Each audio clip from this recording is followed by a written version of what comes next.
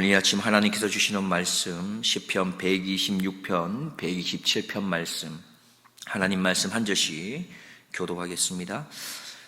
여호와께서 시온의 포로를 돌리실 때에 우리가 꿈꾸는 것 같았도다.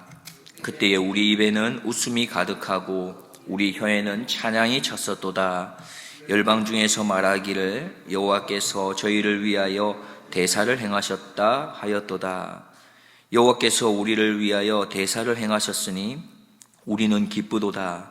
여호와여 우리의 포로를 남방 시내들같이 돌리소서. 눈물을 흘리며 씨를 뿌리는 자는 기쁨으로 거두리로다.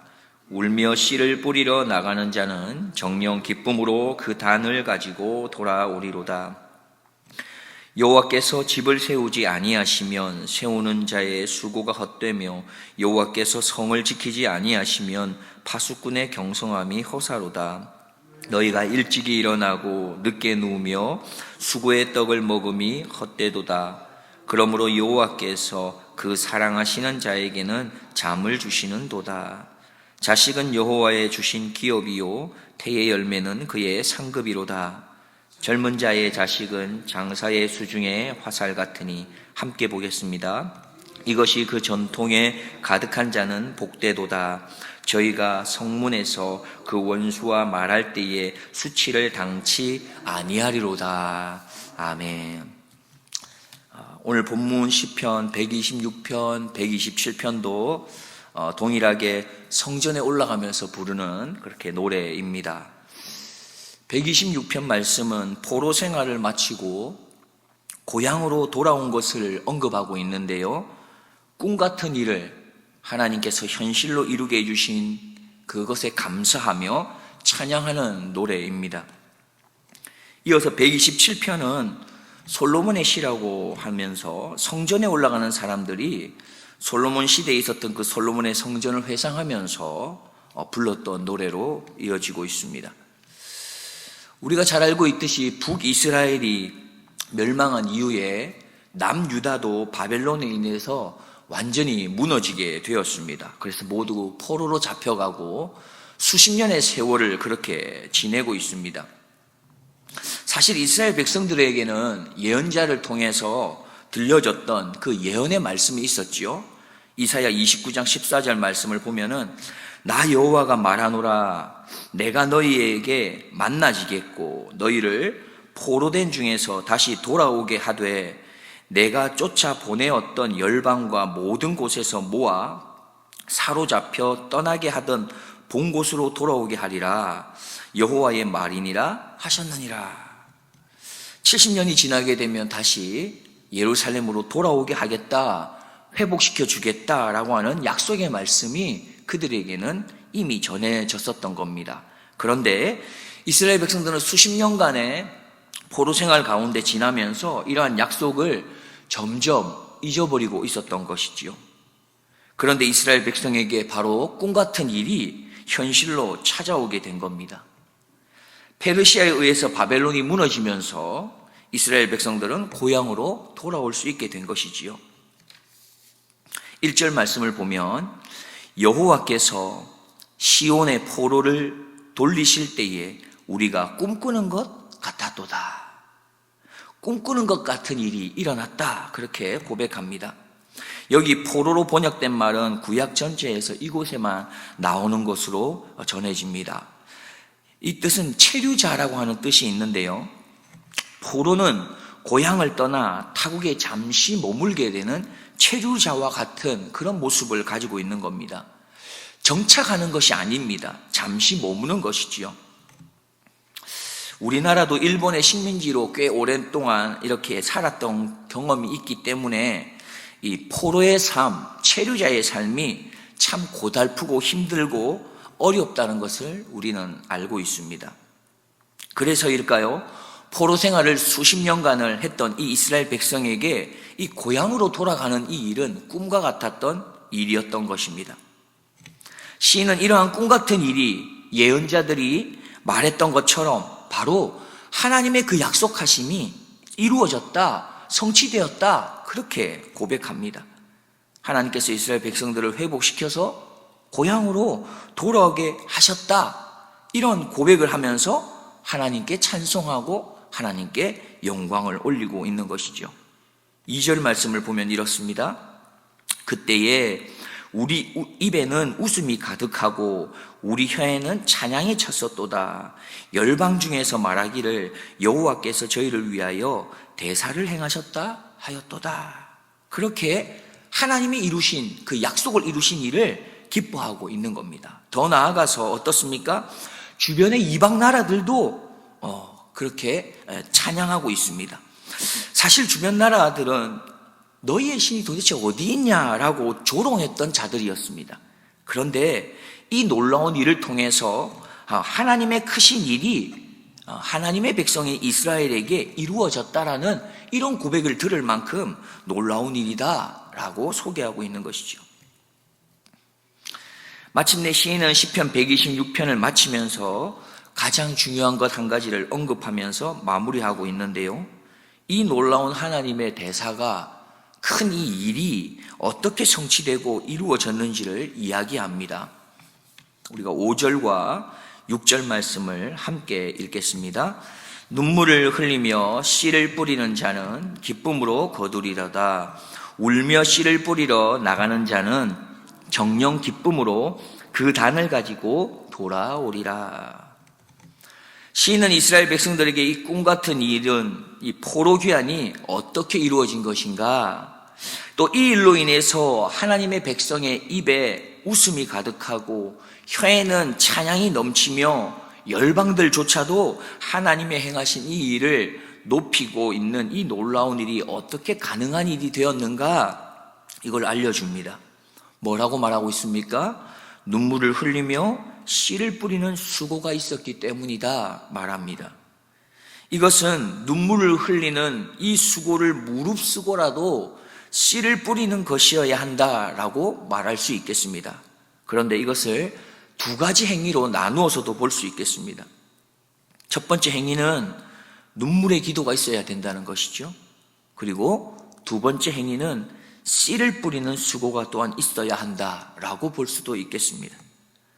물론 하나님의 일은 하나님께서 그냥 하시는 것입니다. 우리가 어떻게 하느냐에 관계없이 어쩌면 하나님은 하나님이 약속하신 그 일을 반드시 이루십니다. 그러나 때로는 하나님께서 하나님의 일을 하실 때에 하나님의 백성, 다시 말해 하나님의 그 사람의 그 눈물의 기도, 또 씨를 뿌리는 수고를 통해서 하나님이 이루어 가신다라는 사실입니다.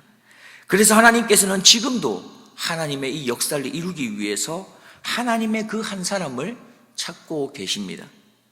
열심으로 기도하는 그 사람, 눈물로 기도하는 그 사람을 지금도 찾고 계십니다. 열심으로 복음의 씨를 뿌리는 사람, 한 영혼을 뜨겁게 사랑하기 때문에 내가 만난 그 하나님을 그 사람에게 전하기를 힘쓰는 그 사람을 찾고 계시는 거죠.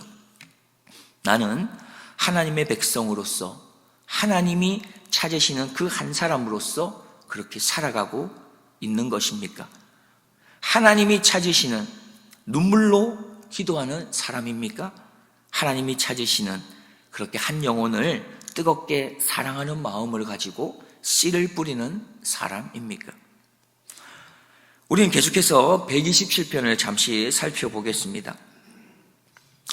인간이 살아감에 있어서 기본적으로 주어져야 할 것을 우리는 의식주라고 보통 말합니다. 이거는 우리가 살아감에 가장 기본적으로 필요한 거라고 말하죠.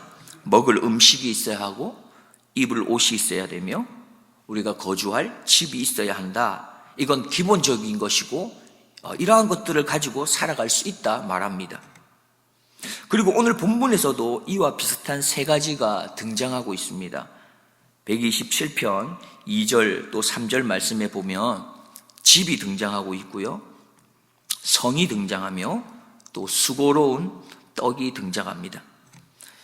자신이 거할 집을 세우는 것, 그리고 적으로부터 생명을 지키기 위해서 성을 지키는 것, 또한 배고픔을 해결하기 위해 떡을 위해서 수고하는 것, 이것은 사실 두말할 것도 없이 너무나도 우리의 삶에 있어서 중요하고도 중요한 것입니다. 어쩌면 인생의 걸음이라는 것이 이것들을 위해서 살아가는 것이라고 해도 과언이 되지 않을 만큼 중요한 것입니다.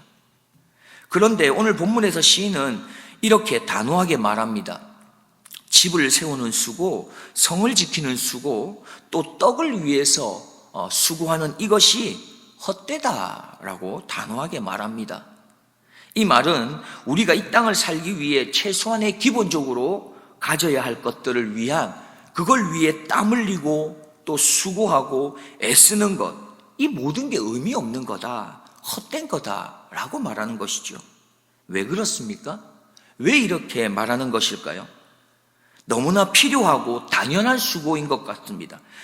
어떻게 보면 의미도 있고 가치 있는 수고인 것 같습니다. 그런데 그럼에도 불구하고 그 수고로움에 여호와 하나님께서 함께하지 않는다면 그거 아무것도 아니다 라고 말씀하는 것이죠.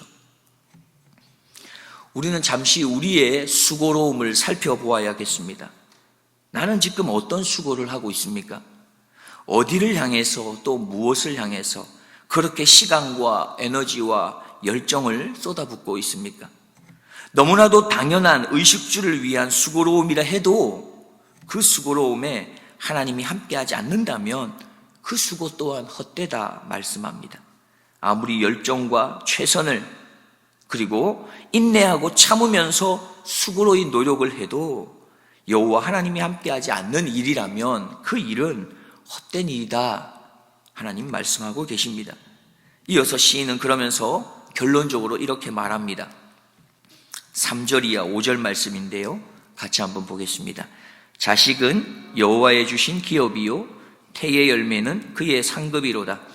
젊은 자의 자식은 장사의 수중의 화살 같으니 이것이 그 전통에 가득한 자는 복되도다. 저희가 성문에서 그 원수와 말할 때에 수치를 당치 아니하리로다. 시인은 자식에 대해서 이야기하고 있습니다. 자식은 하나님으로부터 온 기업이다. 또 계속해서 태의 열매, 사실 이 태의 열매도 자식을 의미하는 것이죠. 그것도 하나님으로부터 오는 상급이다 라고 말합니다.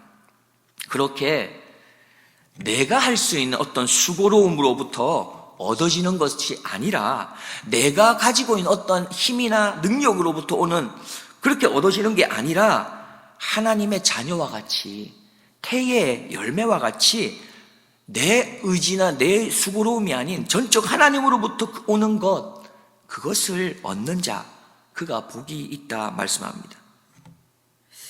세상에 많은 사람들이 이 땅에서 수고와 애씀으로 열심으로 살아갑니다. 부단히 노력하고 또 참고 인내하며 최선으로 살아갑니다. 그러나 여기에 우리가 명심해야 될 한 가지가 있습니다.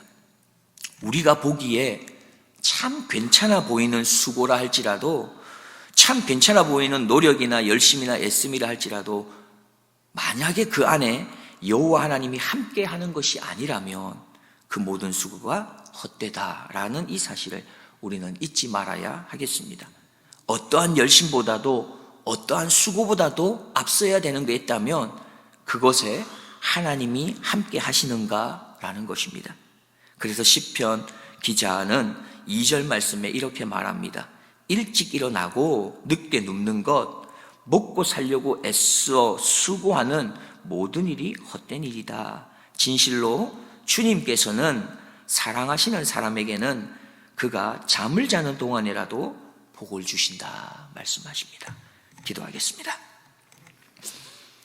하나님 아버지, 오늘 저희들을 또한 하나님의 말씀 앞으로 인도해 주시니 참으로 감사합니다. 오늘 하루도 우리가 무엇을 하든지 여호와 하나님과 함께 할 수 있도록 도와주셔서 우리의 열심이나 우리의 열정이나 우리의 수고가 헛된 수고가 되지 않도록 주님 도와주옵소서. 하나님과 함께함으로 인하여 얻게 되는 그 기쁨, 얻게 되는 그 찬양으로 가득한 오늘 하루를 살아내게 하여 주옵소서. 하나님, 우리에게 있는 그 어떤 열심이나 어떤 수고보다도 하나님과 함께하는 그것이 더 앞장설 수 있는 우리의 삶의 걸음이 되도록 축복하여 주옵소서. 우리의 참된 구원자이신 예수 그리스도의 이름으로 기도드리옵나이다. 아멘.